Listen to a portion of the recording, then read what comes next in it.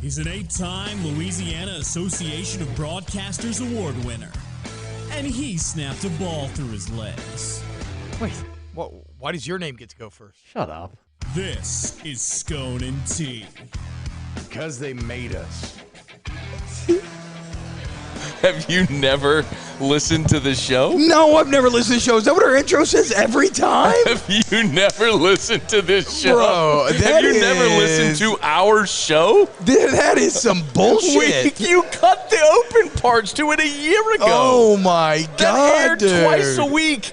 I, too, am an LAB award winner radio show of the year. We dropped pods twice a week last year. Yeah. All throughout the year. This is our 4 months now at Oliver Twist. You're just now here in the open? Yes. That's some bullshit. That's a bullshit open. You recorded the word parts for it. I snapped a ball through my legs and LAB award winner. Get it right. All right, it is Scone and T. We are at Oliver Twist. Thank you for being here with us. I know many of you watch and listen on demand every single Wednesday, 7 o'clock Central Time, live from Oliver Twist in Baton Rouge, and on the Watch 104.5 ESPN YouTube channel, the 104.5 ESPN Baton Rouge Facebook page. It is me, Matt Moscona, and tons of fun next to me, T-Bob Hebert. What up, though, y'all? Hope everybody's having a wunderbare week. If you're watching on 104.5 ESPN, YouTube.com/104.5 ESPN, hit the like button and share it with your friends, because tonight's going to be a great show. What incredible joke will I trip up Matt with tonight? Who knows? So you do realize you didn't trip up anything. Yeah, it gets a little hokey. Got him! If you're not familiar, if you go back and listen to or watch last week's episode, T-Bob made a joke about 17-year-old becoming 18. It was an off-color sexual remark about the age of whiskey. A rather uncouth joke. And I clipped it, made it into a TikTok like I do every week. Yeah. And honestly, every day for AFR, for everything I do. I clip things and make it into TikTok. And that one went viral and is sitting presently, at the time we're doing this live, at 1.7 million. Let's go, dude. Let's go. You know what the stupidest part, though, is? So I went and pinned. I'm like, okay, well, if people like the stupid T-Bob shit, I went and pinned on my TikTok profile other things like the Archie Manning thing, and then when you said you wanted to spit on my asshole, and so people will they'll see that one. Yeah, they'll go to my profile, and now they're looking at the other ones as well. And granted, the only one I'm a little ashamed of is the spit on the asshole. It's a bit of low-hanging fruit. It wasn't my most It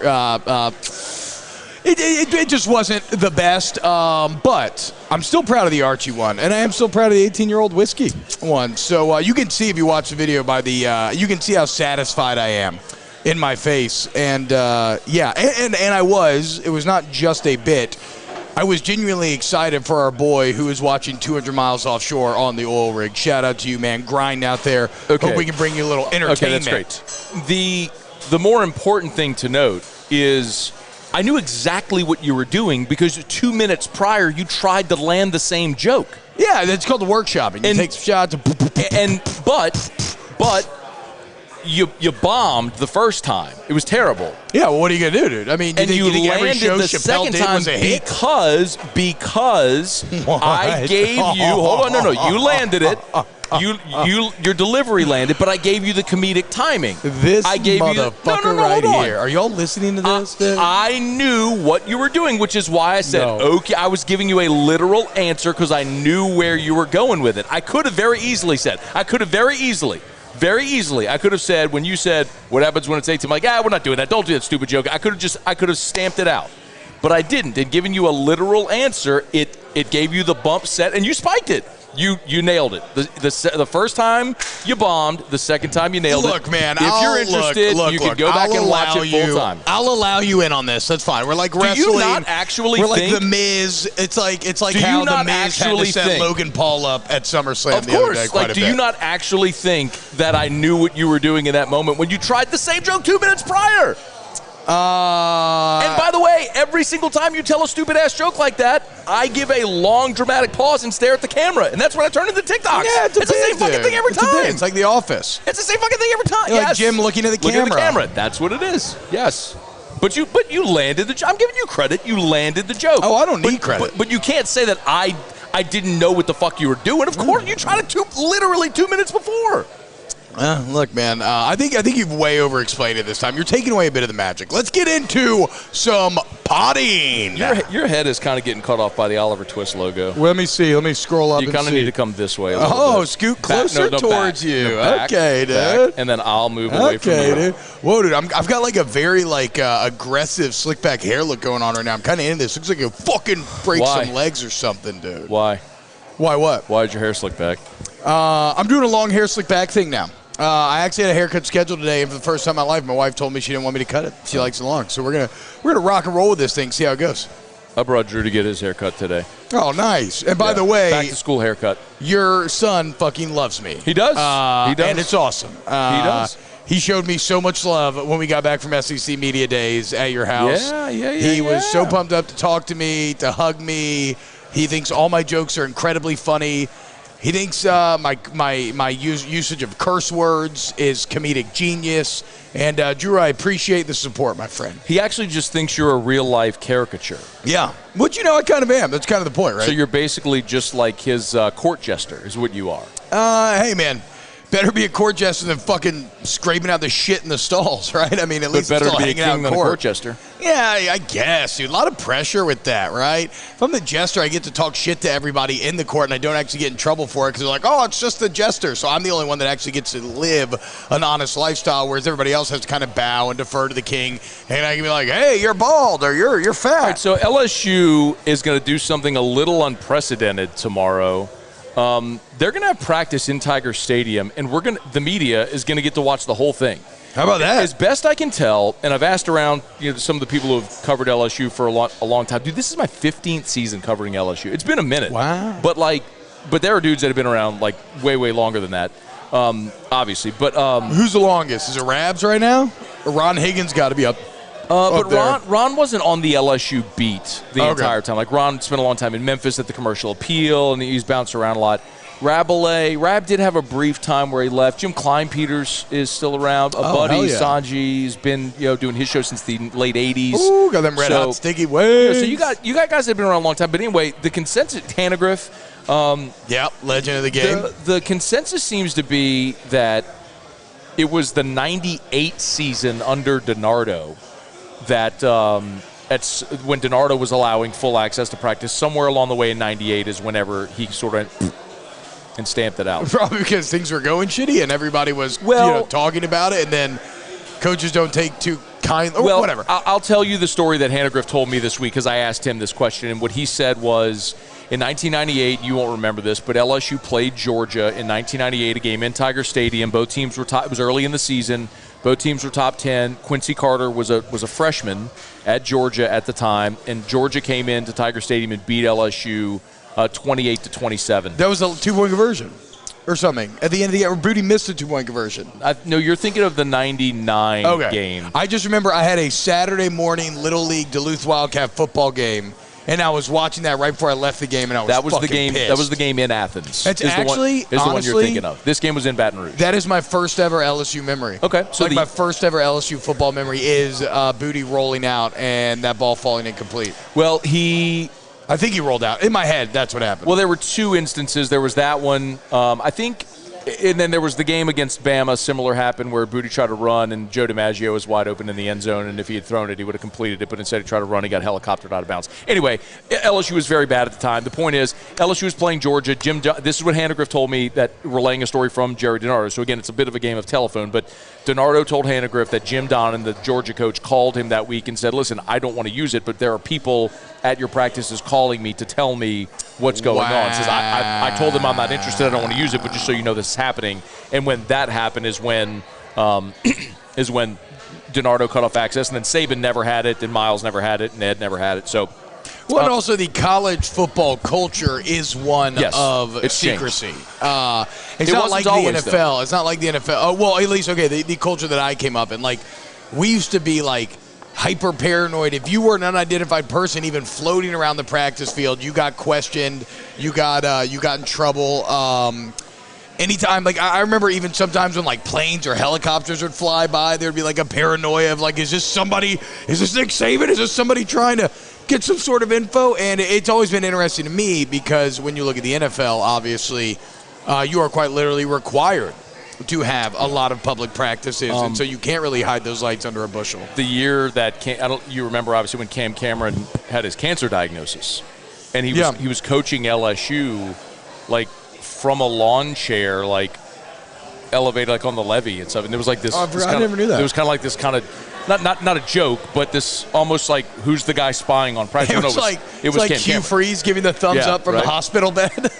Liberty, one of the all-time best pictures. So, by the way, every time we're here, and in just a moment, we're going to get into what observations that I had from practice on Monday, and then what maybe I'm hoping to see on Thursday when we have the full availability, which I think is going to be really cool, and I'm looking forward to it. But every week when we're here, the guys here at Oliver Twist do an awesome thing. They do what they call the break-even bottle. They take a rare or allocated whiskey, and they offer that up at what is their cost, their break-even cost. So today, it's Barrel Craft Spirits Dovetail, so BCS Barrel Craft Spirits Dovetail, and you can see Dovetail on the shelf. The difference here is that this Dovetail is actually the gray label.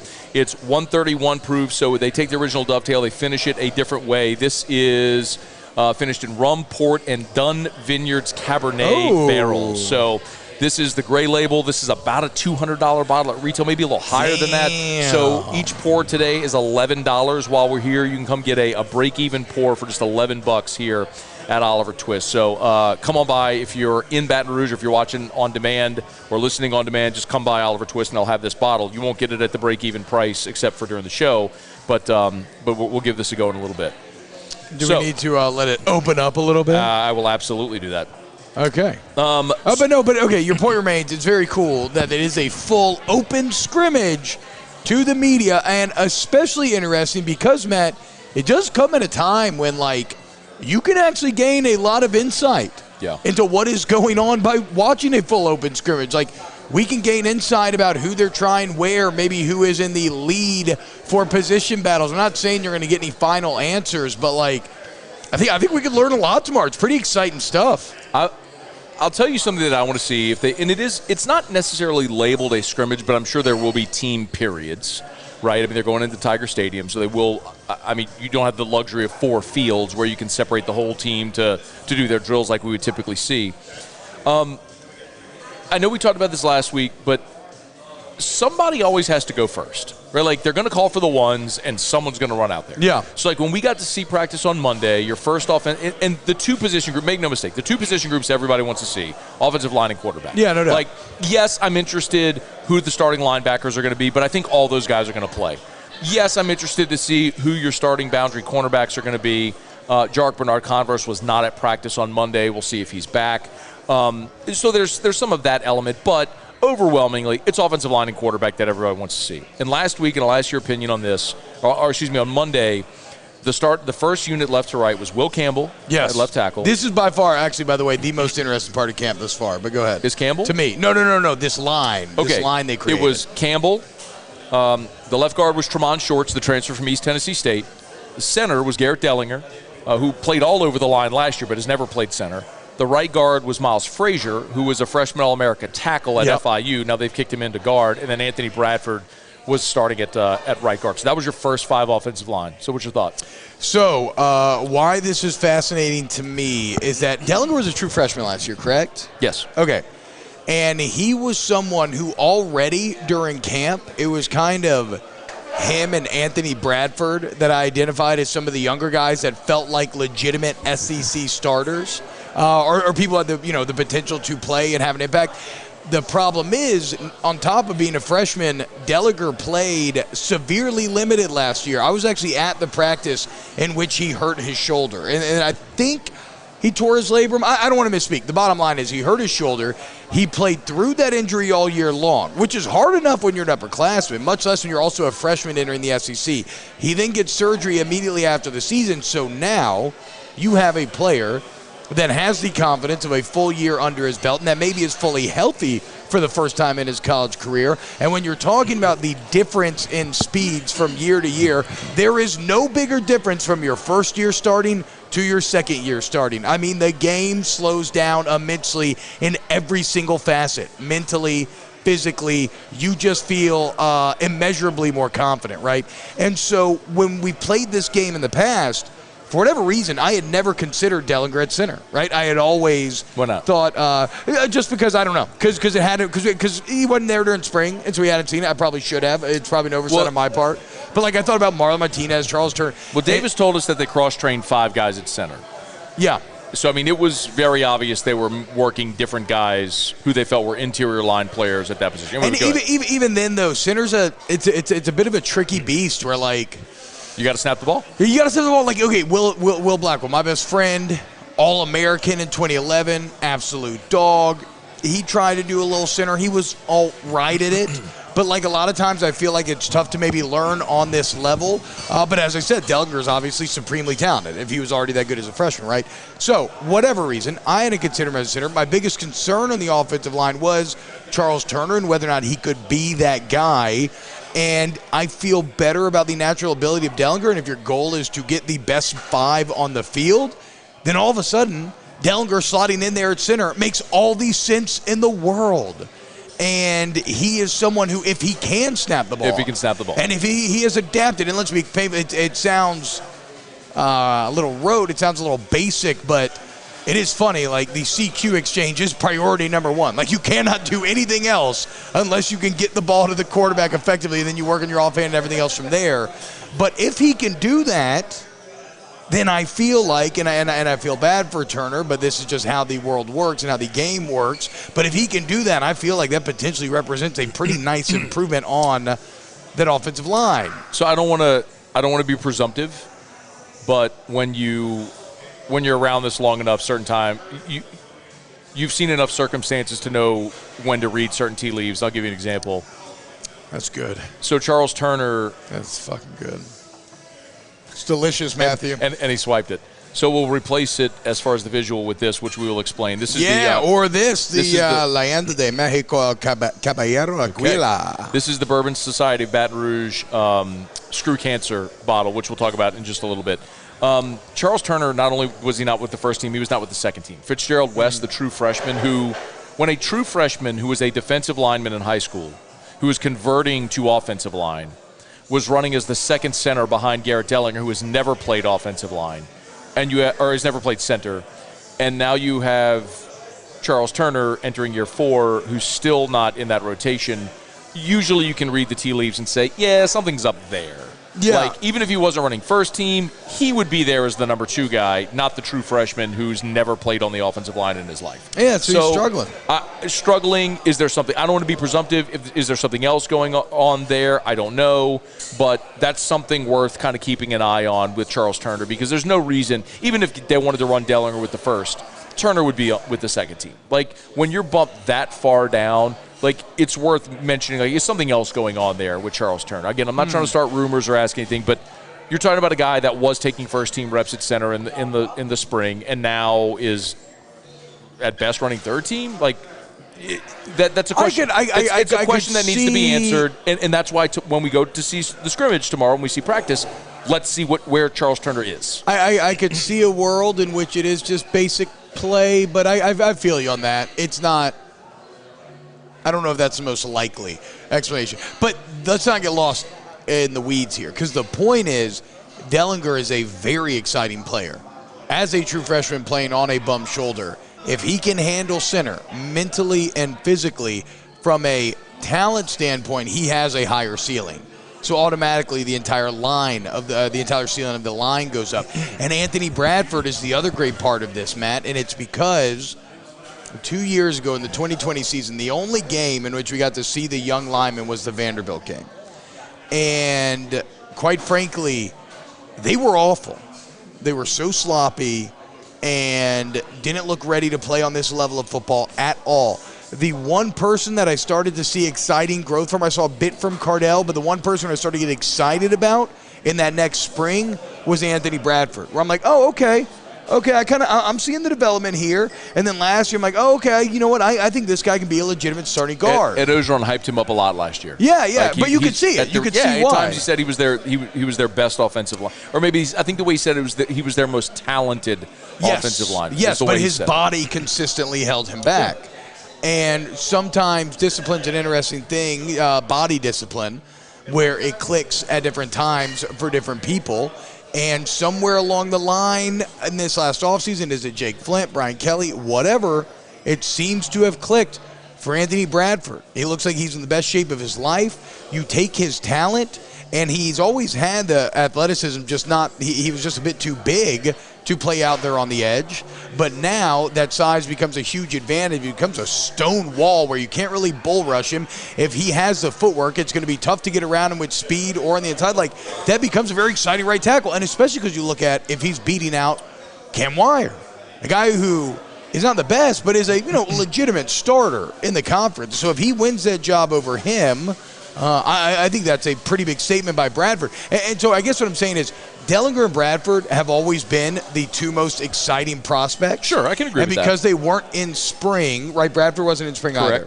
Because they weren't in spring, they kind of went to the back of my mind a little bit.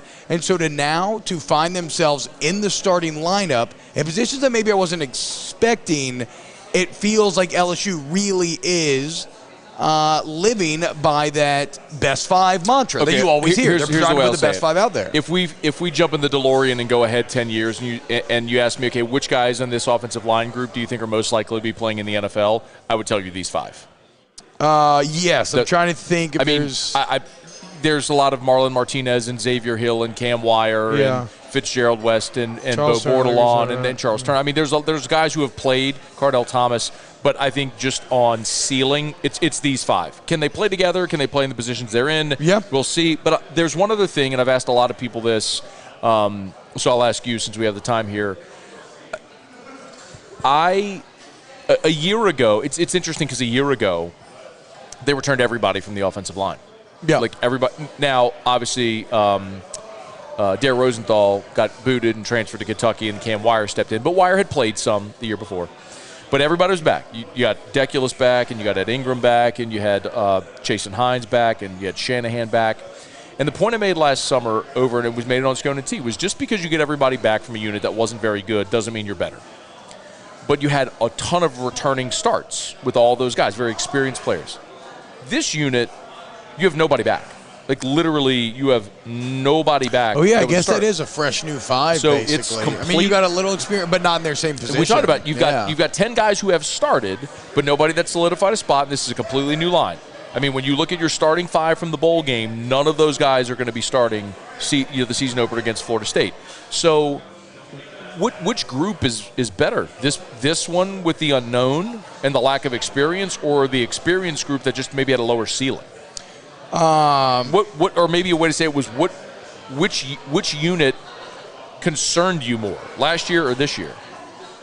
I would say last year because that's kind of been the consensus. Because these are exciting prospects, right? So maybe they aren't as known of quantities, maybe they aren't sure things, but it's like you said, right? Returning starters is an interesting metric because you have to ask yourself, what are the quality of the returning starters? And frankly, LSU's quality in that regard was a bit lacking. And you do get better. Like, I do think you get inherently a little better, but ultimately you are capped by your kind of potential, right? This is a high upside group.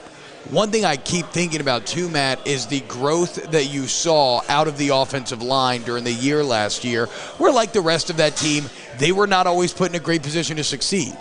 I mean, they set a record against Florida using counter gap scheme runs. They did not run a single gap scheme run against UCLA. It's crazy. And to be fair, Brad Davis came in late.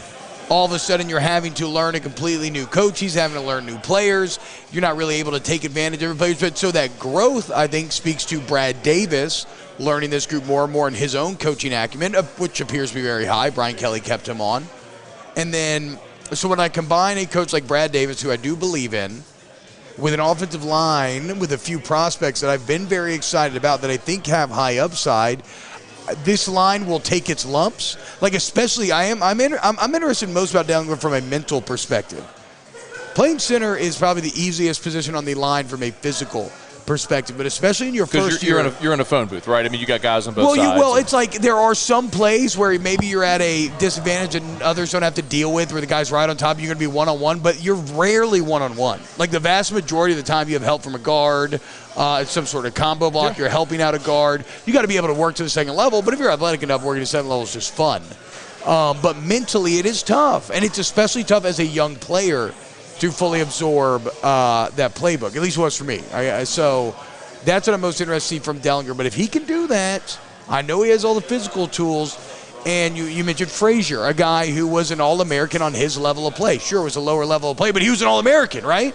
Like, I want the guy who dominated relative to his play. That's why you see school guys get drafted in the NFL all the time. I think one of the funniest parts about all of this, Matt, and you want to talk about speaking of potential, one of the wildest parts about all of this is that maybe the most solidified spot on the offensive line is the true freshman left tackle. I know.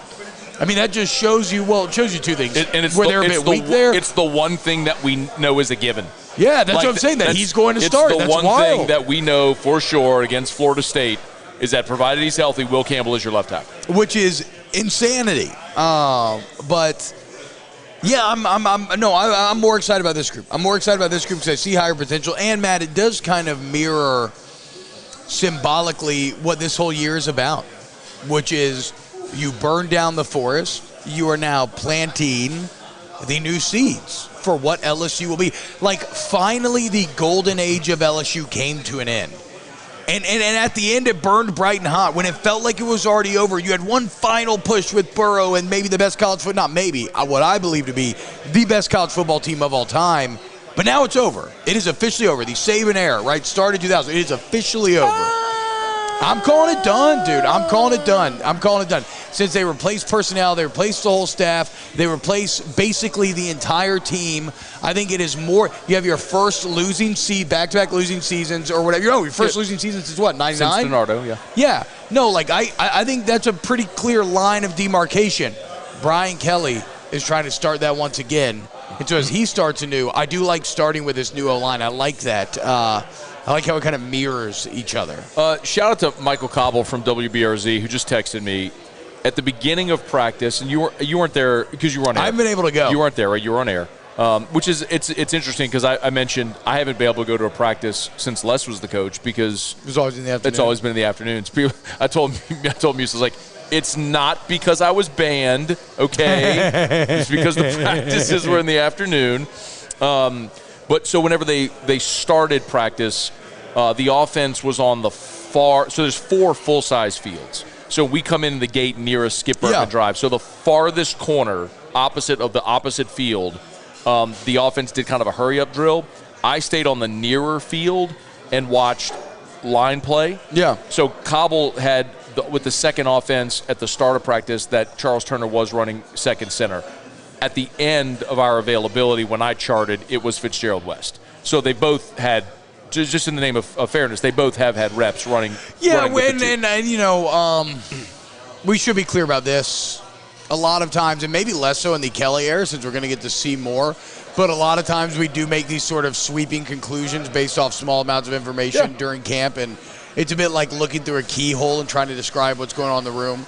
And so I don't want to say that none of this is set in stone. Injuries happen.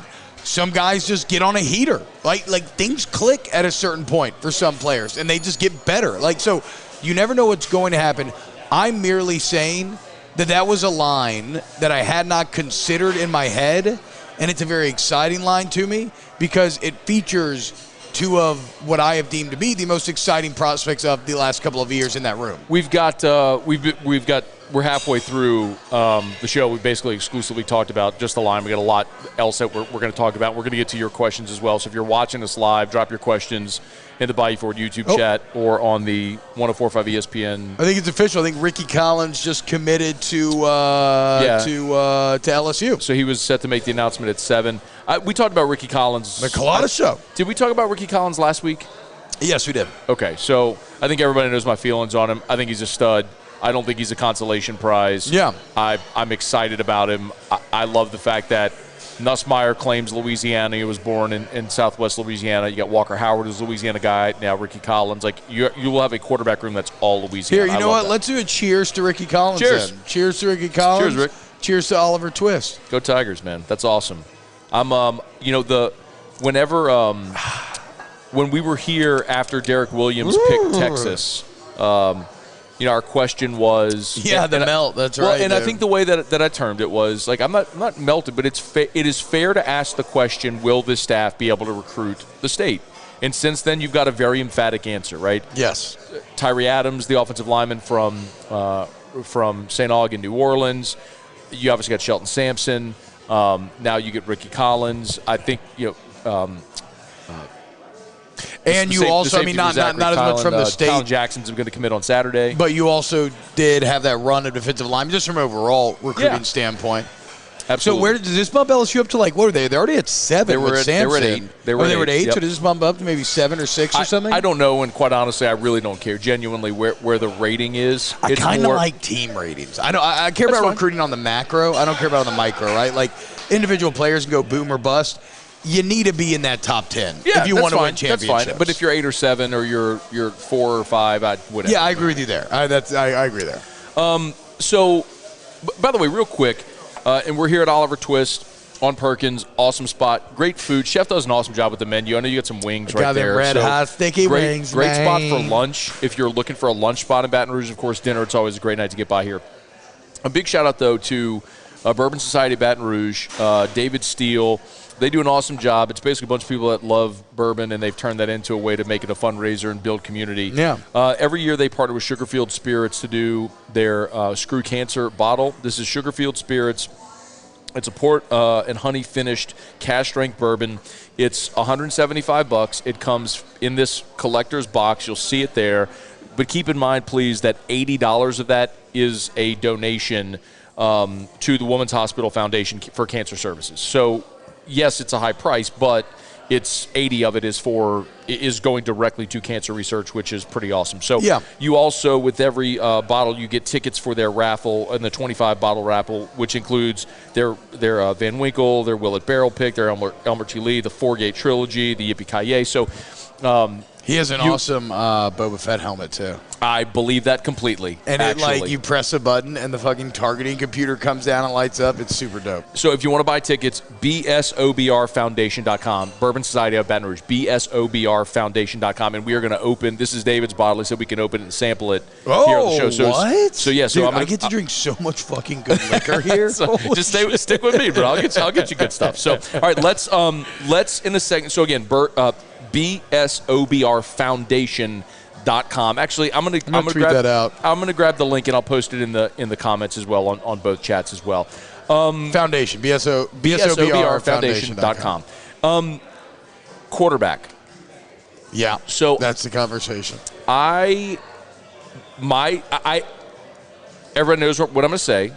It's Jaden Daniels has been my take all along. It's like a pretty good take. But I am not. I want to be very clear. Like, I'm not bullish on this. Okay, like I'm not like taking money to a ticket window and betting anybody that I think this happens, or like I've basically cobbled together this take based on circumstantial evidence, and there's lots of it. The fact that they didn't need to bring him in, yet they did. The fact that Kelly and Denbrock won a mobile quarterback. The fact that he is actually the safest bet because he's the guy that started 30 games. Like, there's a lot of circumstantial evidence that suggests this.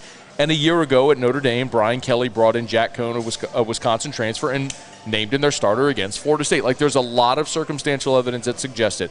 What seems very clear to me is they want a mobile quarterback, and this is a two-horse race. It's Daniels and it's Nussmeier right now. I know that Brennan is the sentimental favorite. I cannot see him winning this job short of injury or something going just terribly wrong with this offense right now. I don't know if you agree.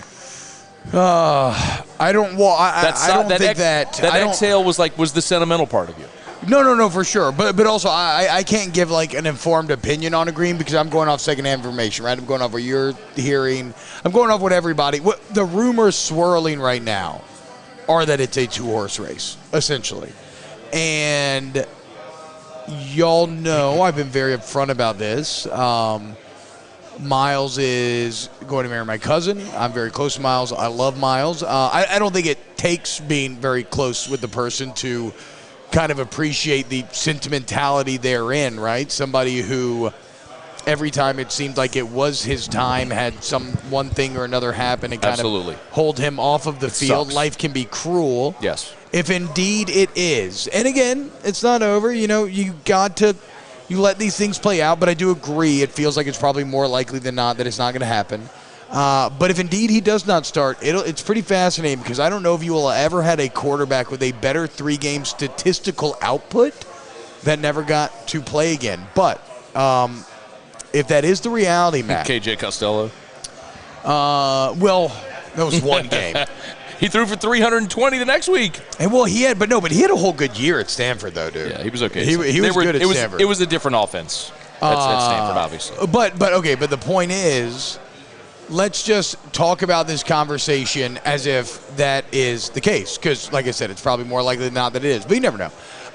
Now, that becomes exciting, or that becomes very interesting for a couple of reasons. First off, on the Jaden Daniels front, here you have a quarterback who has constantly been chasing this dragon of his freshman year, right? Somebody who bursts onto the scene. And, Matt, this is something that we've been talking about a lot on our show.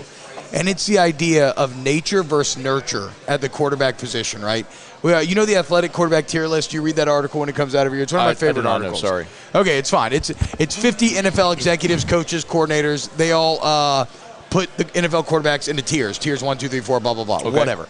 And through that conversation, a lot of when you said the athletic quarterback tier list, I thought you meant of athletic quarterbacks. No, my bad. The athletic. The athletic does a quarterback tier list. Okay. I've seen quarterback tier list, sure. I don't know if I've seen that one, but okay. But just whatever. Okay. In that conversation, a lot of it does go back to, this guy got drafted here, and, it's not exactly like it is statistically proven, if you look at the analytics, that nobody has had worse team support than, Derek Carr in the NFL. And so, I give his stats a little upgrade because his defensive special teams and organization environment have been awful the entire time. And sometimes bad environments ruin quarterbacks. And so when you look at Jaden Daniels, he had this incredible year one.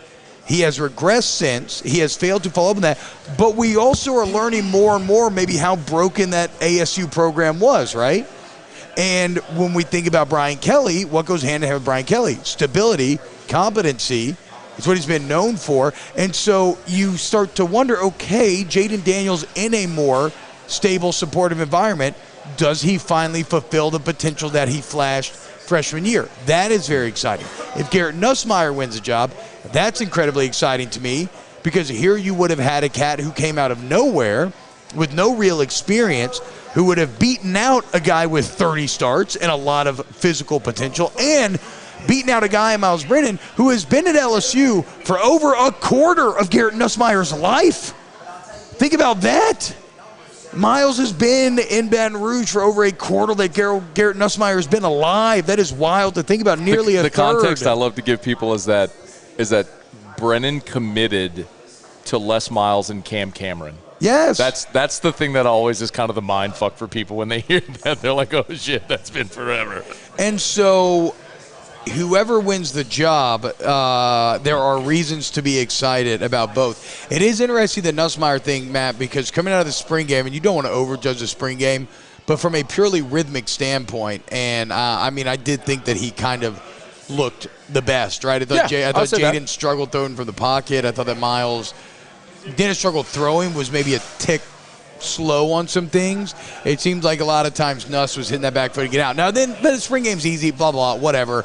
We'll see. We'll see.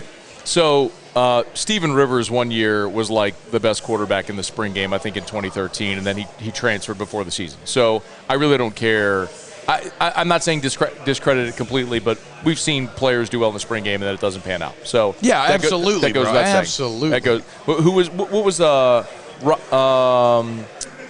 is it Ronnie Feast, who was like the spring game all-star always, and then just never did anything? Ronnie Beast. Ronnie Beast. I don't actually know. Maybe it was Ryan Baker. Maybe it was Ryan Baker who was the guy that was always a stud in the spring game. G. McGee's right. Miles played in that Troy game. He did. Yeah, it was his freshman year. I mean, pick. Matt Canada wanted Miles Brennan to be the starter. Yeah. And Ed was in a literal sense, trying to save his job and went with the stability of Danny Etling because he had to win as many games as possible. Like they were putting the buyout together for Ed after they got blown up by State and then lost to Troy. I mean, he was going to be a one and done. It was dark times. It was very bad. I'll say this about, just for some context with Jaden Daniels. I have seen Jaden Daniels play a lot of football, okay?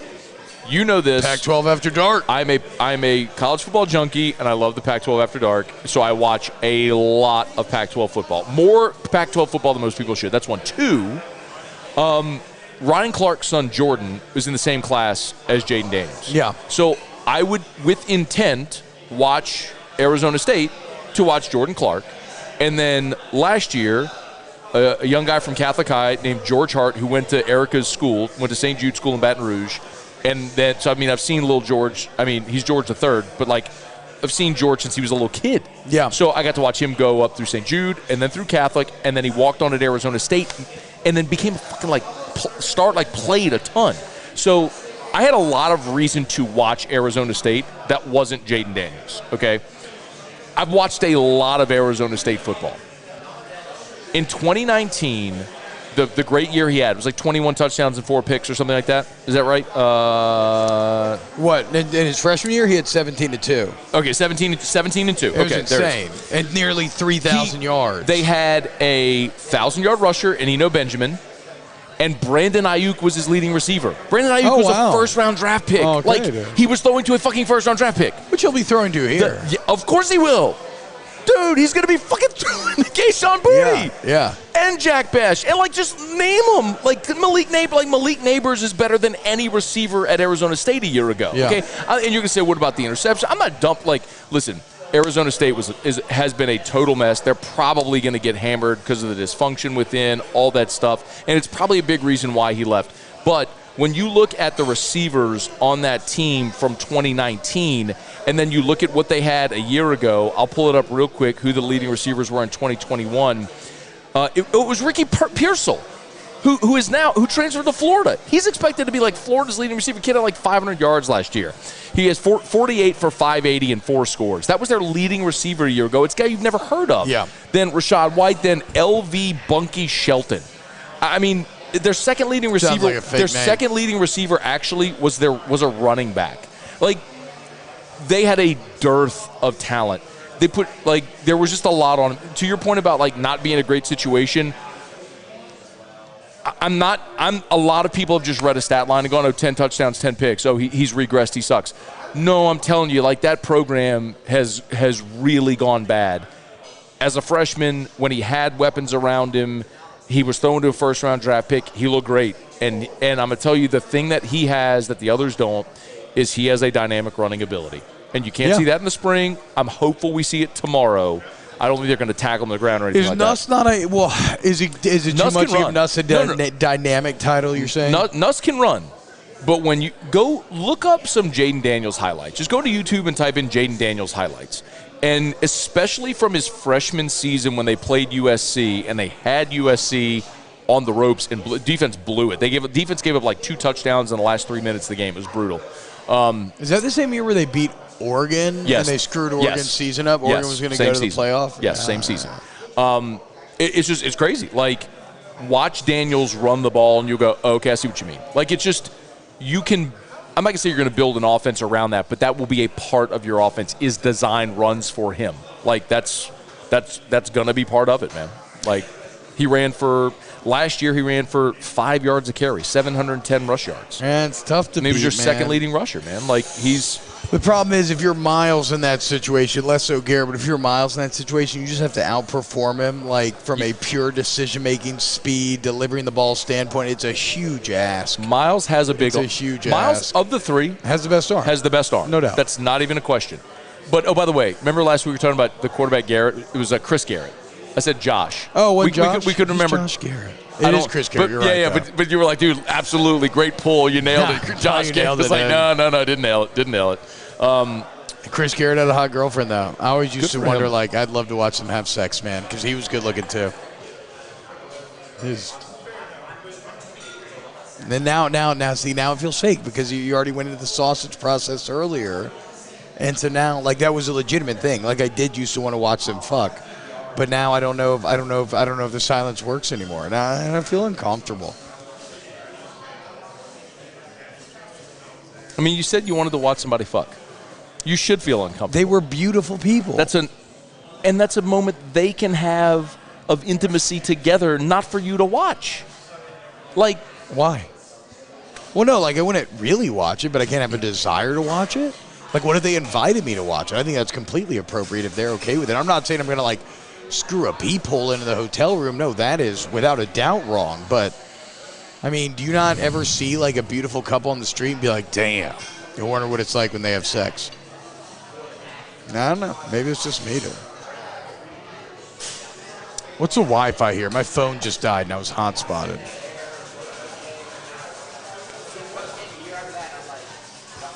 What's the Wi-Fi? T-Bob needs to know. I know you told me last week. I don't want to say it out. Oh yeah. This is kind of tough to do. I don't have a phone. I know. To text We're like me doing a show live. Yeah, screw it. I got questions. I got enough questions. I'll type it in for you. How about that? I'll type it in for you. Okay, That's what I'll do. Okay, real quick. Yeah. So what else are you looking forward to see either in practice or from camp so far? You definitely want to see the running back room. Is John Emery that bell cow? Oh, Noah Kane was taking reps with the ones on Monday. Okay. I by the way, I read nothing into that whatsoever because I think both Kane and Emery and Armani Goodwin, for that matter, you get 3 scholarship. I mean, Josh Williams is still there, but like they're all going to have to play, right? I mean, they're all going to get reps. They're all going to get touches. They're all going to be involved. But Kane, that was interesting to me to see him taking reps with the ones. I think it's obviously a very good sign, right? Because I do believe in Emery's talent and I believe in Kane's talent as well. I think they both can have an awesome role in this team. Yes, I agree. If I was going to come away with one big thing from seeing them Monday, I will tell you, I think I am more confident in the defense than I was. I think they just have dudes that are big, strong, fast, athletic. Linebacker? I mean, I know they're going to be good on the edges. Safety actually looks really good secretly. They're very deep at safety, especially because of what you do with Brooks and Fouché. And if you get thin at corner, you can move Brooks to corner. But even if you don't put Brooks at safety, Fouché, Major Burns, Jay Ward, Sage Ryan. Yeah, that's not even counting guys like Davis and Tolles. I mean, they are, I think, going to be Langlois. They're very deep at safety. Corner, it's just the unknown because of the transfers, but I think they have enough options there that someone will emerge. Their linebackers are strong and fast and physical and all that stuff, and I think they're going to be good. And their defensive line is freakish. Ojulari was working with the linebackers. What about the Monday. middle? What about he was working with the middle linebacker? No, I mean on like a Sam like type role. So it's pretty clear they're going to stand him up. No, what about he's not going to play with his hand in the dirt. So Matt House, you think his base will be a 3-4? I think so. Yeah. Okay, and then what about then who's playing the 2 interiors with the ones right now? So I don't know, and I think that's what I want to see tomorrow because, I mean, in the spring. It was Greg Penn and Mike Jones, but I'm really curious to see if Baskerville can nudge his way back in there. And then everyone's looking at 10, Harold Perkins, the 5-star freshman coming in. But I'll tell you this, one last thing, we'll go to questions, unless if you have anything else. Nope. Bro, Quincy Wiggins. Remember last week? Yes, he beats it out. Remember we talked about like the freshmen that you see the first time, and I told you like Patrick Peterson and Corey Thompson. Call it the all-bus team. Whatever you want to go, airport team, all that. Dude, Quincy Wiggins, that dude is not a real human. Like, he already looks like Daniil Hunter. Like, that is Daniil Hunter is all-time, all-body team, bro. I'm telling you, that is a terrifying man. If I had to line up against that human being, I would shit myself. Okay. I'm telling you, if you are standing next to Quincy Wiggins, if he lined up against you, you would go, fuck. That would be your reaction. Well, what's funny is in college, a lot of people probably said that lining up against Daniil Hunter. Yeah. And then it wasn't an issue. And then he went to the NFL and became incredible. Daniil had – if pressures were a thing in college, like if you could go look up quarterback pressures or like hurries, which I don't think is an accumulated stat in college, Daniil Hunter would be all time. He got so close so many times throughout his career got to the NFL and just, I don't know if it was coaching, technique, whatever, attention, it just worked. And when he's been healthy, he's been one of the best edge rushers in the NFL. He had Everson Griffin on the other side as well. Yeah, for sure. They had a really good defense. Whatever. And also, Mike Zimmer is the god. If you ever hear Flynn, and then it was interesting because Flynn talks about this, and then Aaron Rodgers of the Part of My Take interview talked about this the other day, about Mike Zimmer being the god of double A-gap mugs, where he walks up two guys in both A-gaps and just fucks with you. Like, even the best in the game can't fully see what's going on, at least for a while there. This is great, by the way. I like this better than the dovetail. Delicious, dude. So it's what's the proof on it? The dovetail was 131. That it is very. If you this is heavy. This is 113. So that is. Dovetail's 131. Dovetail was 131, and you could tell it had a gigantic mouthfeel, tons of heat on the palate. I burned my roof of my mouth earlier. A nice stinging Kentucky hug, but a little overwhelming for me. This at 113, I think is really good. You get enough of the. You get enough of the full flavor. You definitely get the honey that it's finished. And this is MPG, so it's sourced, and they finish it themselves here at Sugarfield. But finished in honey and port barrel, so you get some of that sweet, and it's not quite as hot. This is really good. It's very, very good. All right, let's get to some questions. Okay. We've got a lot of them. We got 9 minutes. Bilbo T. Baggins asks, I want to get a bottle of liquor the day my child is born, so it can be shared on their 21st. We are not finding out the gender. What should I do? Okay, I'll make a suggestion. Congratulations to you and Kelsey, by the way, That's Bilbo. awesome, man. Congrats. L'chaim. That's Bilbo. Okay. My fucking boy. Remember Whiskey and Wine? Yeah. Yeah. Okay. L'chaim. Congrats. He's not That's Jewish. awesome. I don't know why I'm doing that. I don't know if he's Jewish. Maybe L'chaim, in case you are Jewish. In case you are Jewish. Get a bottle of Blanton's so Blanton's is dated on its dump date, so the date that obviously it's dumped out of the barrels and then bottled, and it's dated on the bottle, so a lot of people collect things like that for anniversaries or birthdays, and it's dated with the day your child is born. And there are Facebook groups where people will trade those bottles to get the dump date that they want. That's what I would recommend. Hell yeah. There you go. Ask Scone T. Would y'all rather see LSU get 9 or more wins or finish 8-4, but one of the wins is against Bama? This is a nice refinement. 8-4 Bama. Okay, but so earlier today, Bama. no, I agree. Earlier today, though, it was asked on my show as 10-2 or 7-5 with wins over A&M and Bama, and I went 10-2. In this case, I would go 8-4. 9-8 is not a big enough difference if you get a win over Alabama. This Alabama team especially, like that would be a massive win year one for Brian Kelly. 10-2, you're in the New Year 6. Yeah, you want to go 10-2 over the 7-5. And if one of the losses is Bama, whatever, then one of the other losses, you're talking about A&M, Florida, Auburn, Arkansas, Tennessee, Ole Miss, Mississippi State. Like, you beat 6 of those 7. I mean, I'll take that all day. Okay, Bilbo's Catholic, and also with you. And with your spirit. They changed it a few years back. Jesus Christ, y'all and y'all's dogma. Urban Sombrero. Question for T-Bob. Erica loves him. Which pastry that E-Rock cooks is your favorite? See, it's about E-Rock. E-Rock is my wife. Jordan. The lemon ones are delicious, but I think at the end of the day, I'm just a chocolate chip fiend, and the gluten-free M&M chocolate chips are incredible. I got to show her this. So last year she did not cook the gluten-free ones because she said, they're waxy and they're not as good. So she cooked something different last year. And I was like, no. Do not show her this. Do not show her this because I don't want her to think. I mean, I am splitting hairs. No, here. It's not about the lemons. She was insistent that the gluten-free ones aren't as good because they're waxy. I said, no, like the texture makes them awesome. It does make them really good. Thank you. I'm showing her this. Brad David says, T-Bob, who's the best D-lineman you ever faced? Nick Fairley. Bilbo asked, Jesus. Did you eat anything from Rock Paper Taco today? We did not, but we did get the Red Hot Sticky Wings, which are delicious. Whiskey and Wine plans for the FSU game. I don't actually know. Can you fill me in here? I do know. We are at Don Juan. Hell yeah, dude. It's a Sunday, and I asked, and they said they will. They're normally closed by late afternoon, but they will stay open for us. And Monday's Labor Day, so you ain't working. Come hang out. We will be at Don Juan for the Florida State game. Let's go, dude. Ooh, it's going to be lit. I'm going to be lit.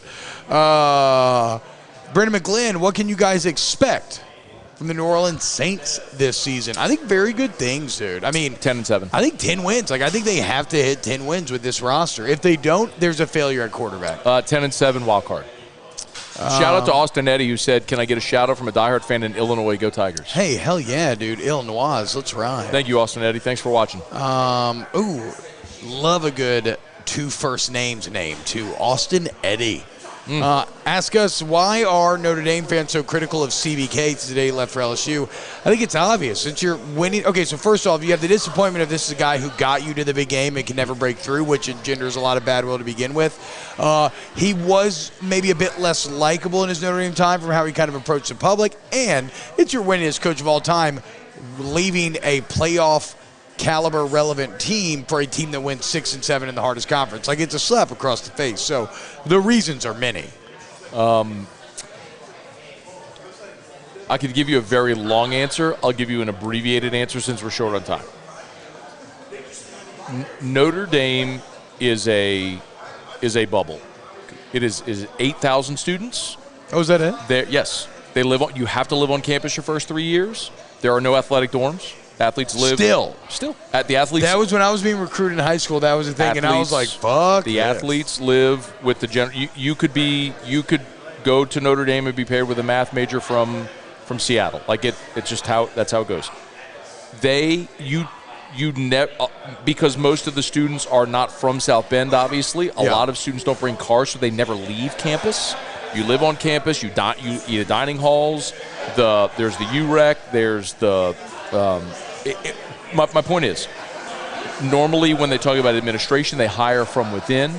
Notre Dame views itself in this pristine bubble as we are better. Why would you ever leave Notre Dame? That's how they view it. So when Brian Kelly left, it was a gigantic fuck you. It's a big blow to the ego. Yes, and so that's why it's turned to, he couldn't recruit, he couldn't win the big one. It's like, motherfucker, it's been 34 years since y'all won. Like, it ain't a Brian Kelly thing. He got y'all closer than anybody else did. No, they were awful pre-Brian Kelly. It's a you problem. And I'll say this again. I think Marcus Freeman's going to be really good, though. I don't, actually. Oh. I think did you watch the Fiesta Bowl? Yeah, it was Marcus bad. Freeman shit himself. He's so good looking. And he is very good looking. I'd love to watch him fuck. I mean, if he ever gets out of coaching, start an OnlyFans, Marcus. Let's get a ring light. Maybe charge 10 a month, though, because you're probably going to have a little more pull.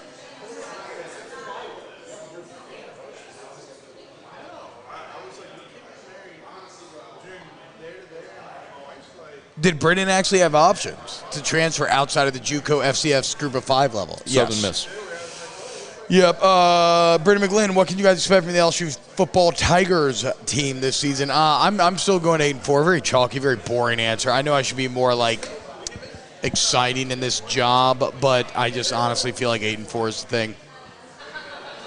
8-4. They start 4-0.